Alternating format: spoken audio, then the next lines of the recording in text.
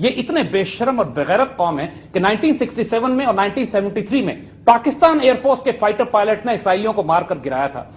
کوئی عرب پائلٹ ان کے سامنے نہیں آ سکتا. جارڈن کی ایئر فورس کو کمانڈ ہمارے آفیسرز نے کیا ہے. ٹھیک، ہم پہلے کہہ چکے ہیں کہ عرب ورلڈ کی ملٹری طاقت ختم ہو چکی ہے. ان میں شرم بھی ختم ہو گئی ہے, غیرت بھی ختم ہو گئی ہے, ان کے سربراہوں میں بھی, ان کی فوج میں بھی.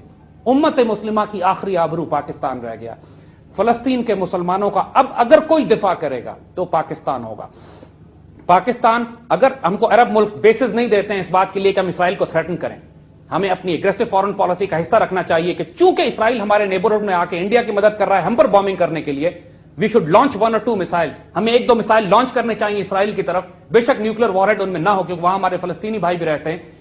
ایک کنونشنل ویپن بھی اگر لینڈ کرے اسرائیل پہ اس کا دماغ درست کرنے کے لیے کہ تم نے اگر اس طرح مسلمانوں کا قتل عام کیا تو یہ نہ بھولنا کہ ہم یہاں بیٹھے ہوئے ایک ایک بچے کا حساب لے رہے ہیں. By God the time will come جب ہم تم سے اس کا ایک ایک حساب برابر کریں گے. ہمیں اچھی طرح معلوم ہے, بات ہم پہلے بھی کہہ چکے ہیں, کہ جب تک خیبر کے یہودیوں کا علاج نہیں کریں گے اس وقت تک مکہ کے مشرکین کا علاج نہیں ہوگا.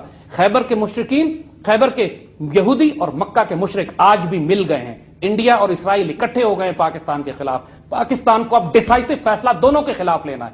ہمیں اپنی ملٹری ڈاکٹرن تبدیل کرنی پڑے گی. انڈیا اسپیسیفک اب ہم رہ کے کام نہیں کر سکتے. ہمیں ایگریسو پرو ایکٹیو ہونا پڑے گا اسرائیل کے خلاف. یاد رکھیے گا, اسرائیل امریکہ بھی کنٹرول کر رہا ہے اور اسرائیل انڈیا کو بھی. اس پر کوئی بات نہیں کرتا. سو کالڈ جہاد تھا جس کو آپ نے جہاد کا نام جو انڈین انوالومنٹ ہے بلوچستان میں, وہ ISI کا ایجنڈا نہیں تھا.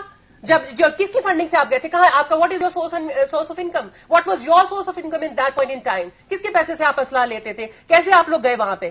آپ کے وہ 10,000 جو بچے ہیں جن کو آپ نے وہاں پہ مروا دیا اور آج آپ ان کو شہید کہہ کے ان کو گلوریفائی کر رہے ہیں, ان کی ماؤں کا کیا قصور ہے؟ دیکھیے, آپ کو بددعائیں لگیں گی ان کی ماؤں کی.